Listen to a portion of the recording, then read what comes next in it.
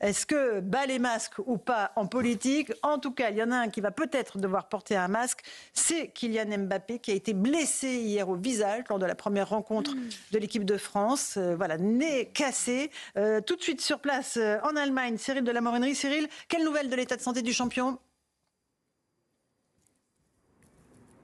Écoutez, les nouvelles sont rassurantes. Actuellement, je me trouve devant le stade de Paderborn. Il y a un entraînement qui se déroule à huis clos avec les remplaçants. Tous ceux qui n'ont pas joué. Kylian Mbappé, bien sûr, n'est pas là. Il est resté à l'hôtel. Il est resté se soigner, se reposer. Et Philippe Diallo, aujourd'hui, le président de la Fédération française de football, nous a confirmé que les examens passés hier soir dans la nuit à Düsseldorf étaient rassurants. Il a le nez cassé, mais Kylian Mbappé devrait pouvoir normalement jouer. Pour l'instant, c'est une période de soins. On ne sait toujours pas quand est-ce qu'il pourra éventuellement rejouer. Il se murmure ici du côté de Paderborn que Kylian Mbappé pourrait être forfait pour le prochain match qui aura lieu vendredi à Leipzig contre les Pays-Bas. Mais il y a un ouf de soulagement parce qu'hier nous étions au stade pour Europe 1 pour commenter ce match et on a vu le masque, enfin le masque au sens figuré de Didier Deschamps, et là au sens propre il y aura le masque de Kylian Mbappé parce que maintenant il devrait sans doute porter un masque. Et il faut savoir, Laurence,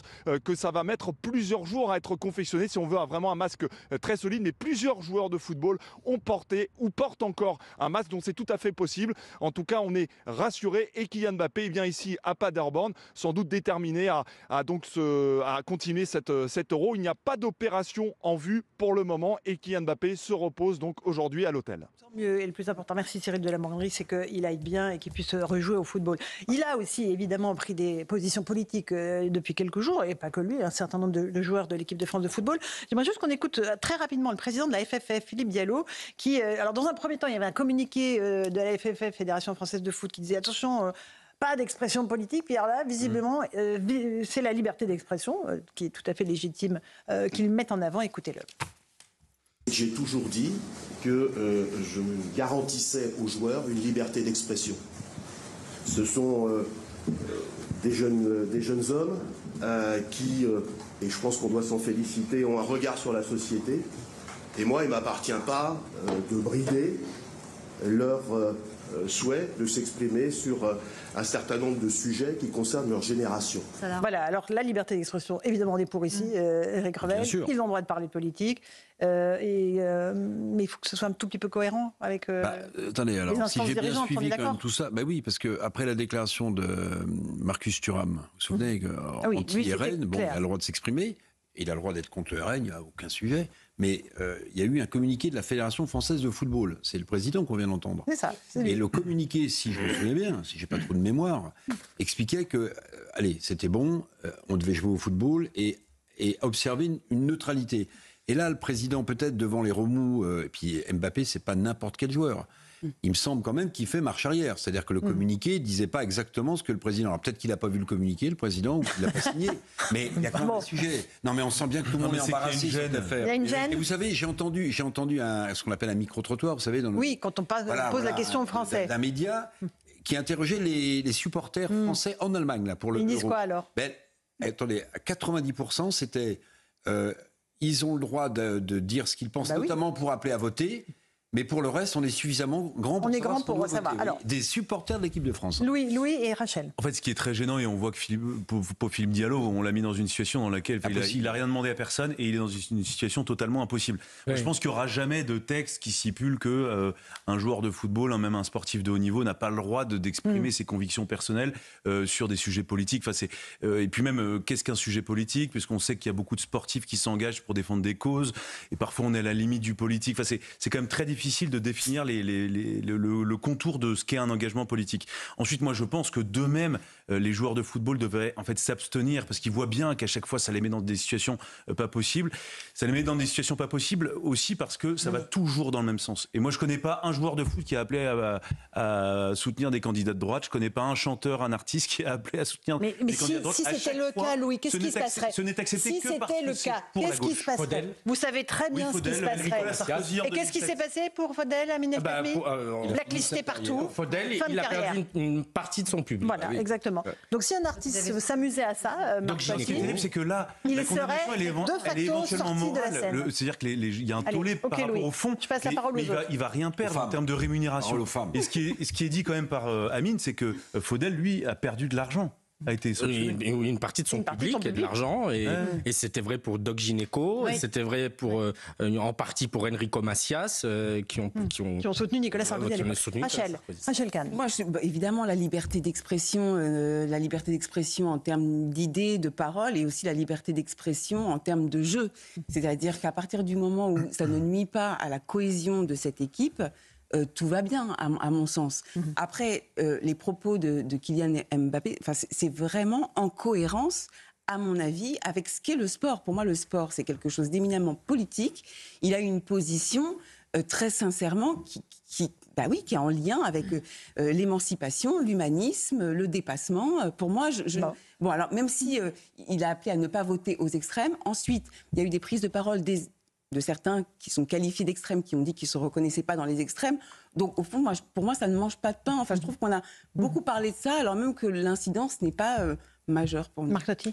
Non, moi je trouve qu'en fait, ils sont pas à parler de politique. C'est-à-dire que globalement, ils sont là, ils sont très bien payés pour jouer au foot, pour faire du spectacle. Et moi, ça me gêne un petit peu. Ou alors, il faut pas deux poids, deux mesures. C'est-à-dire qu'on voit on nous dit, voilà, il faut pas aller à l'extrême droite, mais à l'extrême gauche, on ne dit rien. Sur le 7 octobre, moi, j'ai pas entendu ces joueurs de foot parler. Parce qu'on veut dire, donc, soit vous parlez de tout, entre guillemets, et vous dénoncez tous les... L'antisémitisme, le terrorisme...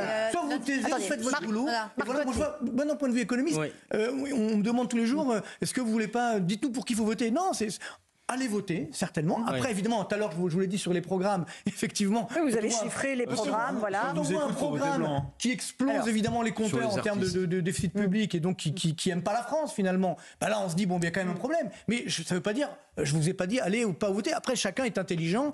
On dit voter, mais on dit pas, surtout pour des sportifs ou des artistes, c'est pas leur boulot. Vous aurez tous la parole. Les artistes, Éric Revel. moi, je vais quand même moduler un tout petit peu pour les plus anciens dont je fais partie. C'est qu'il y a quand même deux. Alors, il faut être une grande star pour prendre position si vous êtes de droite. Il faut être quelqu'un de très. Par exemple, Il faut être Johnny Christian Clavier. Alors, il faut être Johnny Christian Clavier, il faut être Serge Lama ou Thierry Leluron. Vous vous souvenez, Lambert-Dans et la Rose. Oui.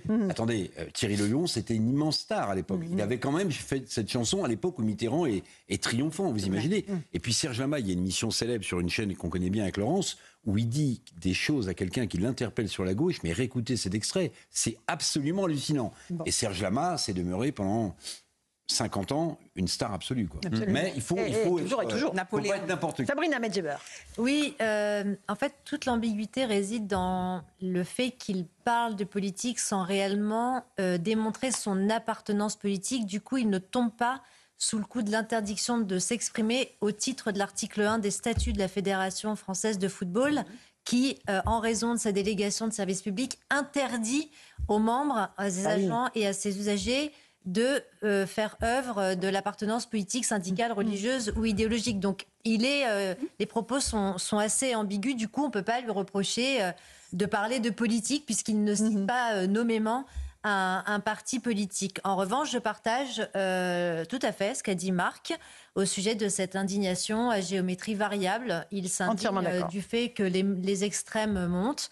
Je ne l'ai pas entendu s'indigner lorsque il y a eu une flambée d'actes antisémites en France. Je ne l'ai pas entendu s'indigner lorsque Lola s'est faite découper par une Algérienne sous OQTF. Je ne l'ai pas entendu dire ou lu qu'un ange est mort et qu'il a mal à sa France lorsque le jeune Thomas s'est fait assassiner dans un bal à Crépol.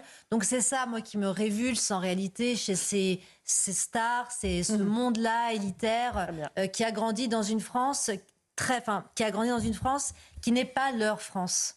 Voilà. Pourquoi c'est pas leur France? Parce que ces gens-là ont quitté le terreau enraciné français très jeunes. Ils ont été dans des clubs sportifs, ils ont été amenés à voyager, ils ont signé des gros contrats qui leur a permis d'avoir une liberté et de pouvoir... Vous parlez de l'international. Okay, absolument. Amine, un mot là-dessus, sur les joueurs de foot? Oui, alors Amine El Khatmi. Je ne peux pas, si vous voulez, en vouloir à des gens qui ont le rôle et la place qu'ils ont dans la société, et notamment auprès de la jeunesse. Kylian Mbappé, c'est une énorme star. Enfin, c'est juste. C'est la star. C'est la star. Il y a des milliers de gamins dans les quartiers qui voient en lui le gamin de Bondy qui s'en est sorti et qui potentiellement leur montre l'exemple à eux-mêmes et notamment par le sport. Et on sait que l'intégration par le sport, c'est un sujet important. Donc moi, ça ne me dérange pas que des gens comme ça prennent position. Après, c'est vrai que c'est le 2 poids 2 mesures. C'est-à-dire que si vous voulez prendre position, vous prenez position sur tous les grands sujets de société.